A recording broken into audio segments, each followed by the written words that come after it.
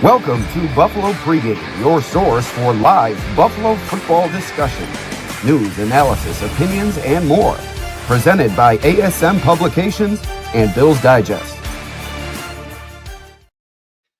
Hello, everybody, and welcome to Buffalo Pregame. My name is Alex Brasky, checking in after Day 5 of Bills training camp out at St. John Fisher University. And boy, oh boy, what a hot one it was. And it was hot for news on Monday as well, as several injuries to report and discuss on today's show. My name is Alex Brasky. I'm your host of Buffalo Pregame. On today's show, we'll welcome in Matt Warren of SB Nation. He was out at training camp today. We'll get his thoughts on who he thought the standouts were from this morning's action, and we'll also discuss Dalton Kincaid's somewhat worrisome injury with him as well. But each week on Buffalo Pregame, I'll provide updates on the NFL, NHL, and more via daily articles, podcasts, videos, and more. Please subscribe to Buffalo Pregame with Alex Brasky on YouTube or wherever you get your podcasts, along with Buffalo Pregame with Alex Brasky on Substack, both of which are free of charge. And without further ado, we welcome in our guest, Matt Warren of SB Nation. Very grateful for him to spend a few moments with us. And I started writing with SB Nation a few weeks ago, and Matt was kind enough to get me involved with SB Nation, does some editing over there. I'll let him explain his role with SB Nation. But like I said, very grateful for your time, my friend. And why don't you tell the people what you do for SB Nation and how you arrived at this point of your career? Sure, yeah. Like way back in the day, I think it was Bryant Johnson. We were chasing him as a free agent. I was looking for some message boards to talk about the Bills free agency work, and I found Buffalo Rumblings way back when it was a little baby website. Started reading there consistently every day, writing in the fan post section. Eventually worked my way up to working for the site. Then I ran the site for a while, and then a couple of years ago they expanded their full-time coverage and hired me to be a manager. So I directly I work with all 32 of our NFL blogs, but directly manage just under half of them. Kind of helping with all the stuff, whether it's publication editing, SEO work, headlines, you name it, I'm working on it. Data stuff, art writing stuff. Plus I've written a bunch of articles for all of our sites. If it's about math, I really like writing about it, and so I do a lot of those like playoff posts and salary cap and contract work and things like that. So we do a lot of everything over at sbnation.com and SB Nation in general, but most of your listeners and watchers will probably know my work from Buffalo Rumblings the most. And so I still contribute over there, but I don't run the site, on a day-to-day basis anymore. Yeah, it's great stuff over there at Buffalo Rumblings. They've been a great follow throughout the years, and I think it's really one of the great names also when it comes to those SB Nation blogs, Buffalo Rumblings. It's absolutely perfect. And to take you inside, the listener, Matt and myself go back to when I was a child. He was more of a teen, and he was one of my camp counselors at Camp Huff, which is an overnight camp in the Western New York area, really near Perry and Silver Lake out there. So everything comes full circle in this life, Matt, and I'm starting to realize that. And like I said, I can't express my gratuity enough that I appreciate what you've done for me, helping me get involved with SB Nation, because it's certainly a credible organization that's been around a long time, and I'm excited to spread my work there. But let's move on to the reason why we brought you on, Matt, and that is to talk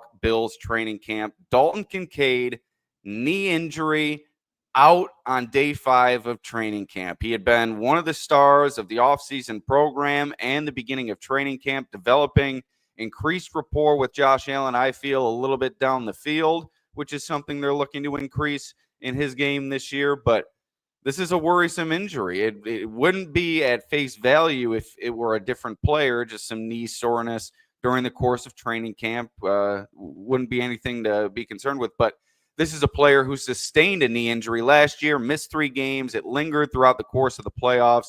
Dawson Knox said it was a torn PCL. So it's the same knee. He had a sleeve on that knee on the sideline today. what's your concern level with Dalton Kincaid? Is this a player that might start to become injury prone for the Bills?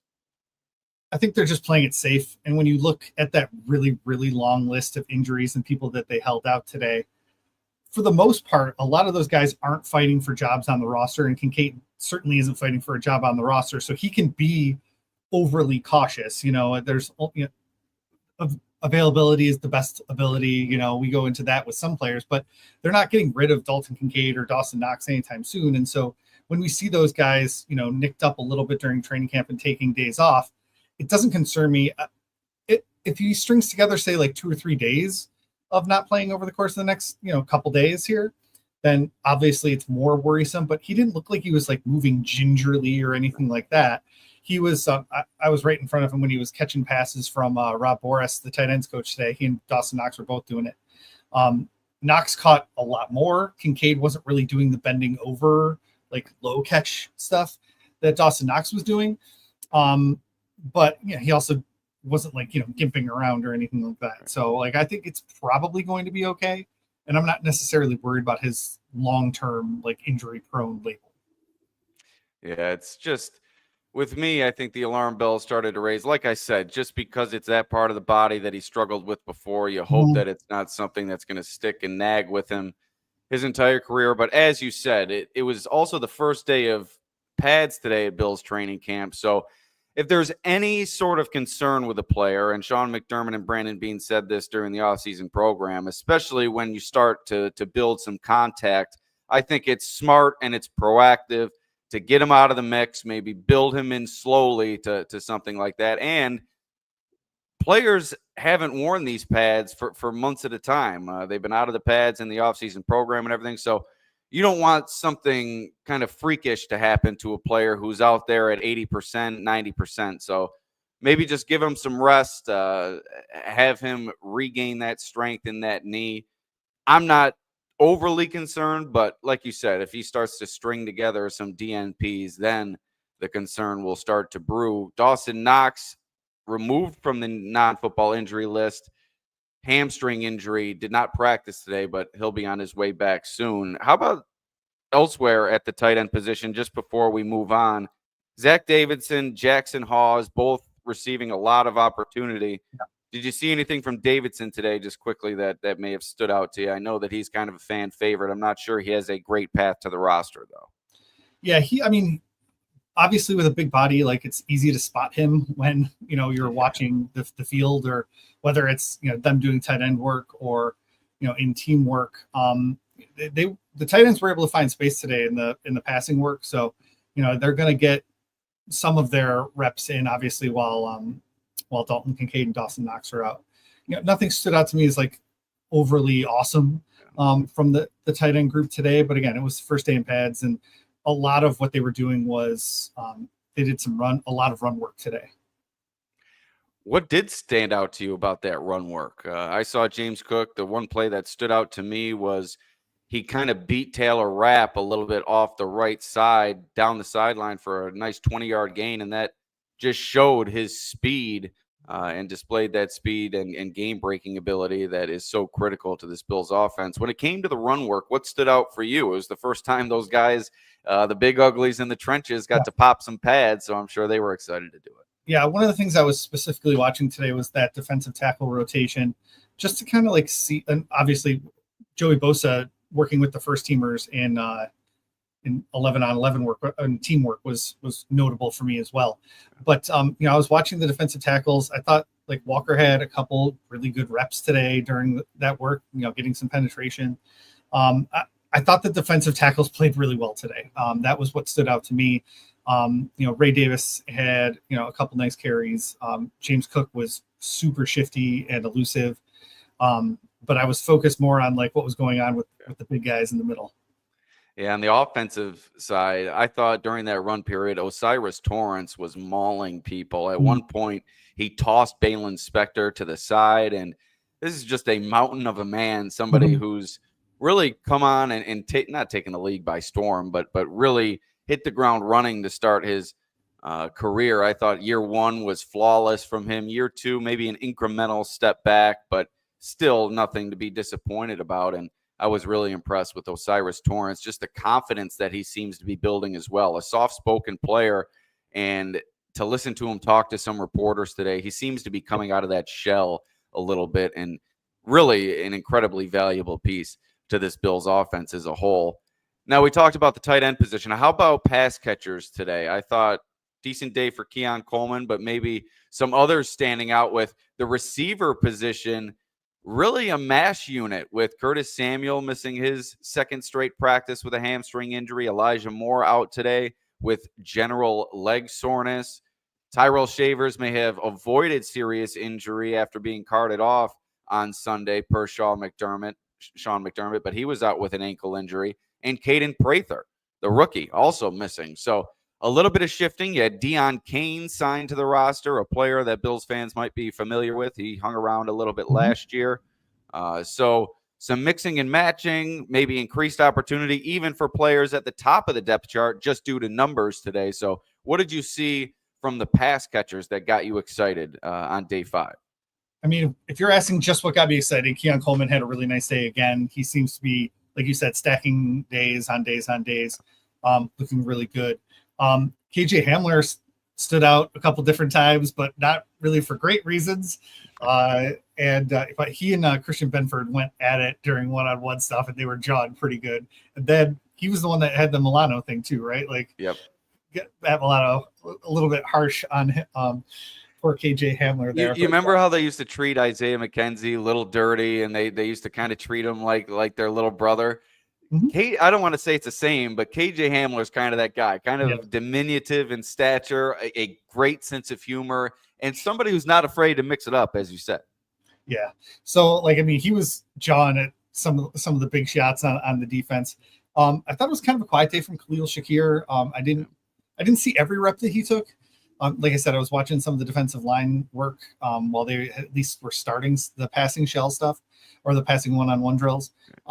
So I didn't see every rep, but I didn't really see a clear catch from Khalil Shakir today.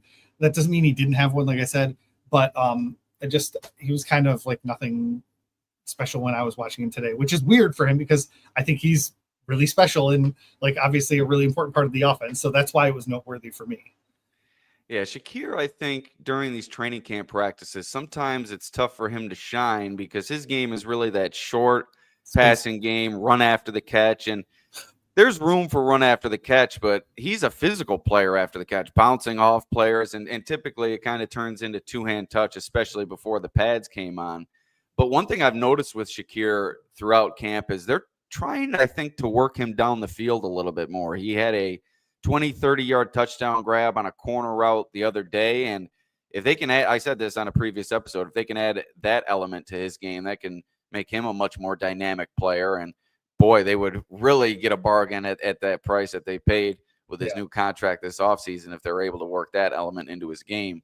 But Joshua Palmer, for me, was the one who stood out today. And the connection between he and Josh Allen, they've been a tick off on a few of intermediate throws down the seam with Josh Allen overthrowing him at times early in camp. They have connected throughout camp at times, but there have been moments where you can just see that the timing isn't quite there. And today they had the timing down the field. And in one play, Palmer slid in to make a really nice catch. And I think Allen really delivered it low where only he could get it. So they're already starting to think as one, and that's going to be critical. I mentioned yesterday that Keon Coleman seemingly is in line for wide receiver 2 level production, and it could be kind of 2A, 2B with he and Josh Palmer, depending on how things go week to week. But it's been interesting to watch this pass catching group develop, and Elijah Moore's absence today certainly opens the door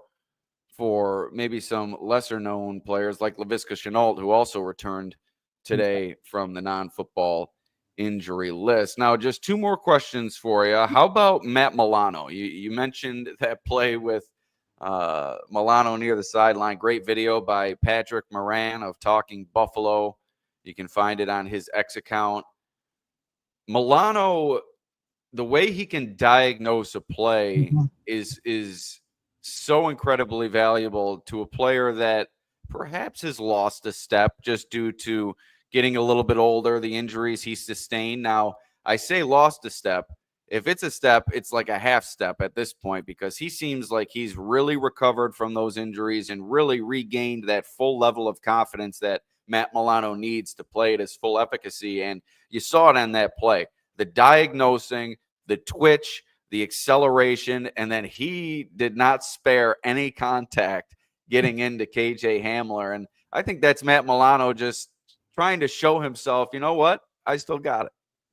Yeah, he turned 31 today, and I don't think he looked very slow at all. I thought he was like all over the field. He's always had great instincts, and that's always served him well. But especially as he does get, past some of these injuries, being in the right place at the right time means not having to recover as much. And so I thought he looked fast today. Everything I've read about training camp is like he looks great. And I do come back to what I think it was Brandon Beane said it, that this is his first off season in a few years where he's not rehabbing an injury. And so he could just really work on things like speed and conditioning instead of trying to get back from one thing or another. And so if he can really like turn that switch back on, man, like I'm not anticipating like all pro Matt Milano ever again, when the dude's 31, but like that, he can be Pro Bowl Matt Milano like really easily, I think, if he's back to playing that fast. And with the linebacker rooms dealing with some injuries, Terrell Bernard and Dorian Williams both missed practice today. It was both players, I believe, second or third straight practice missed. You have Bernard with the hamstring, Williams with the calf. Both players were on the field during walkthrough install, kind of coaching up their teammates. So appears both are set for a return. Williams was in a boot earlier this week, so that was a bit disconcerting, but good to see that. He was on the bike today to put in solid reps at the beginning of practice, and so it doesn't appear that he's too far away from coming back. But same thing with Dawson Knox. Like he was on the field during that install period. I can't remember which tight end it was, unfortunately, but there was a pulling tight end coming across to lay out a block, and he made a nice block, and Knox was all over celebrating it with him. So like those three guys should be returning pretty soon. And you mentioned you're not sure if Matt Milano can return to the all-pro Matt Milano. How about all-pro Trey White? He's back in action. That cornerback 2 battle really in full force. I thought today was maybe Maxwell Hairston's best day on the practice field so far. He came up with a few pass breakups, was running stride for stride with players on the field. I think at one point, it was Khalil Shakir he was able to keep up with. Pass breakup on Khalil Shakir. So what's your view on the cornerback 2 position, what you saw today from Trey White specifically, and how everything is going to shake out there? Yeah, from what I saw today, Hairston looked really, really good, and I didn't notice Trey White very much at all. That's not to say that like one's in front of the other or not, because I haven't been out there for the previous practices. And it could be a good thing. Cornerback's kind of that position where if you don't notice him, maybe it's not too bad. And so when whoever it is, Mitch Trubisky's holding onto the football because all the guys are covered, it could just be like the cornerback's having a good rep, and that's why he didn't make a pass breakup. So I thought that Benford looked really good today. I thought the reps Hairston, I saw some one-on-one reps with Hairston. I thought he looked really good today. I just didn't see a whole lot of Trey. Like I said, I came over late to that one-on-one pass catching drill. All right, Matt. Well, we're going to get you out of here. 15 minutes is what I promised. I think we may have gone over. I'm trying to get it right on that number, but I'm a little over aggressive with these questions. Why don't you tell the people and remind them again just where they can find your work, anything you got in the hopper that you're working on, and what to pay attention to on SB Nation over the next several weeks? Sure. Over at SB Nation. The dog's here too. He's really excited about the site redesigns that we're rolling out next week. So you should go to your local SB Nation site, including Buffalo Rumblings, to see that early next week. It's going to be more fan focused. It's going to be a little bit more interactive. Like we're trying to lean into the fact that we have one of the best, if not the best, Buffalo Bills fan communities out there. We have a really robust comment section with great moderators. So if you're looking for Bills conversations, come over to Buffalo Rumblings and check all that stuff out this week, and especially after our site redesign rolls out next week. I'm on Twitter and X at Matt Rich Warren, Twitter and Blue Sky at Matt Rich Warren. You can check me out there as well. All right, Matt Warren, very appreciative of your time, my friend. Make sure you keep applying that sunscreen and stay cool, my friend. We will. Thank you. All right, Matt Warren of SB Nation. Thankful for his time here today on the show, and he brings up a great point with Christian Benford. It's really unbelievable to watch him operate on a day-to-day basis.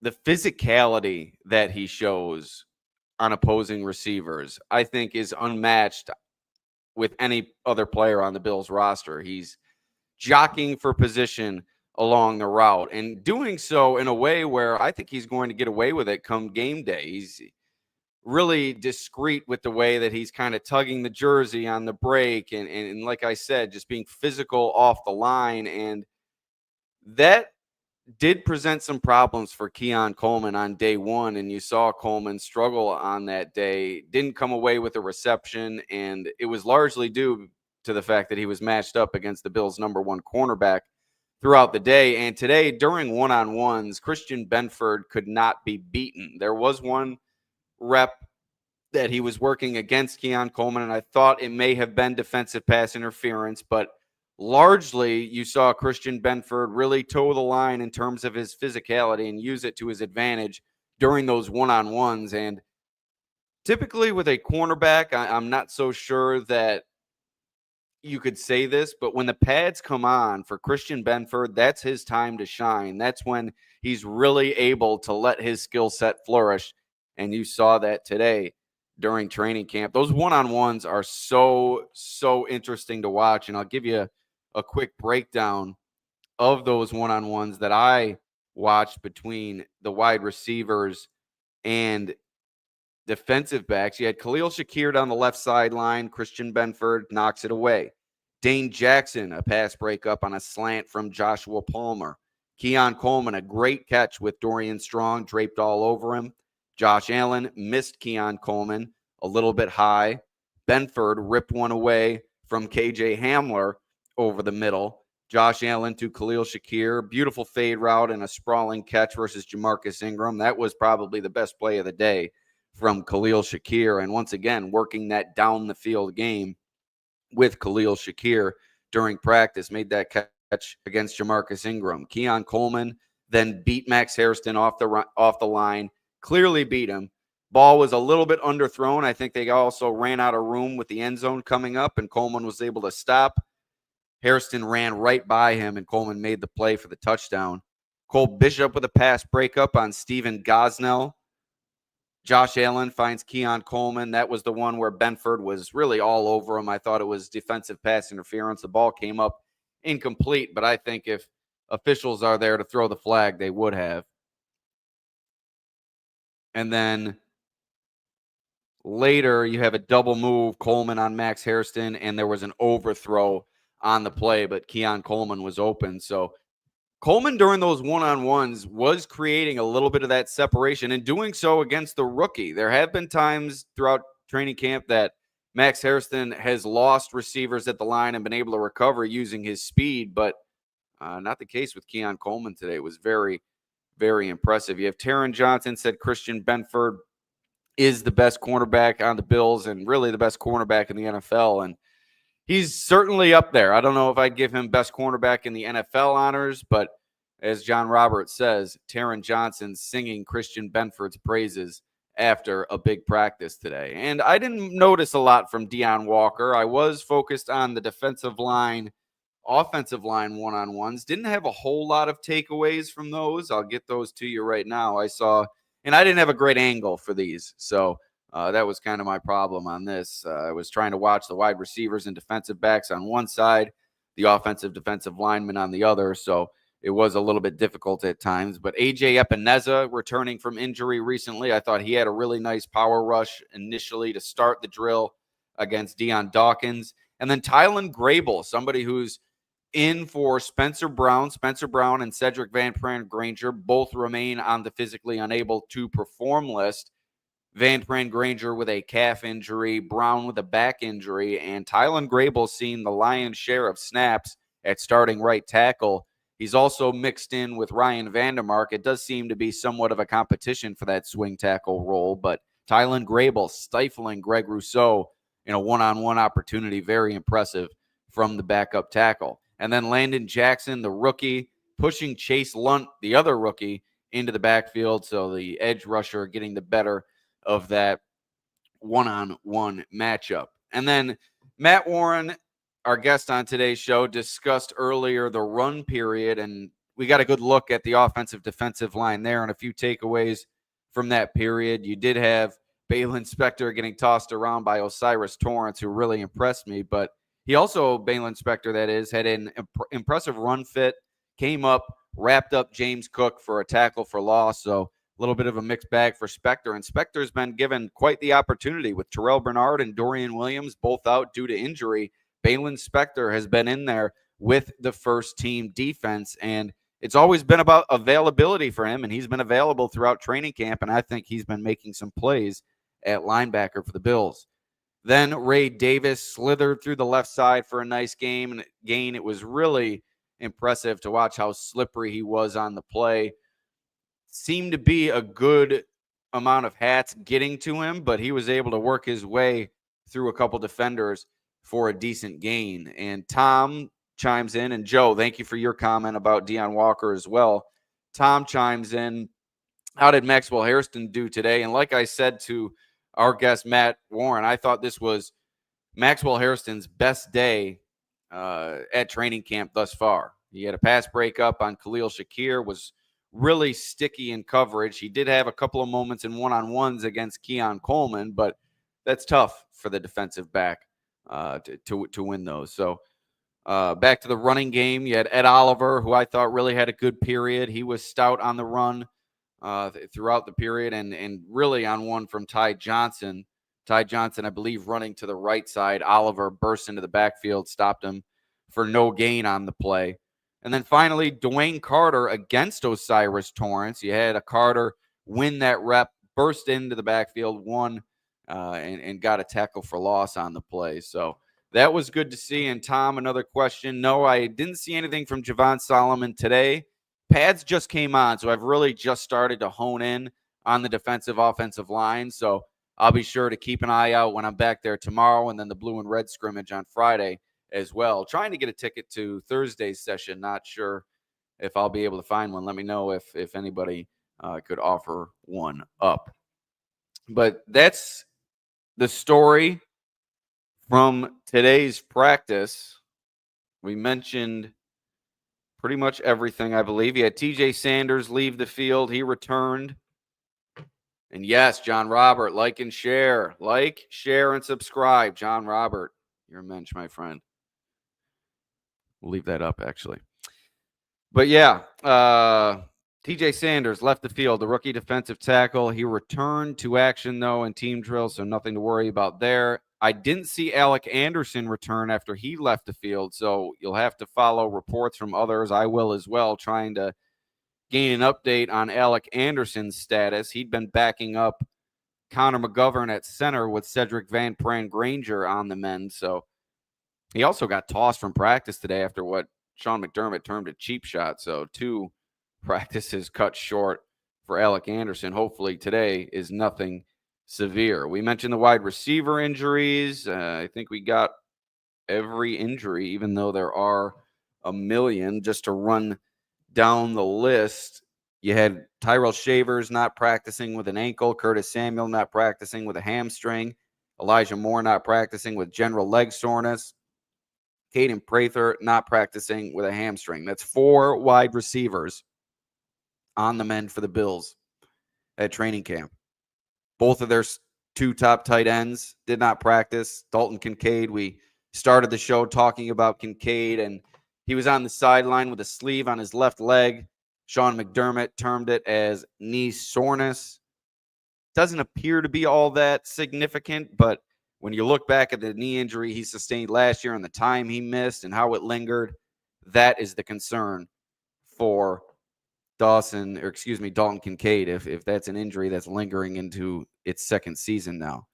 Also, Dawson Knox, a hamstring injury, did not practice, but he seems to be ready to go pretty soon after coming off the non-football injury list on Sunday. Terrell Bernard, a hamstring. Dorian Williams, a lower leg injury. Both of them taking part in the walkthrough session, so they seem to be on their way back. And one thing we didn't discuss is Tyler Bass.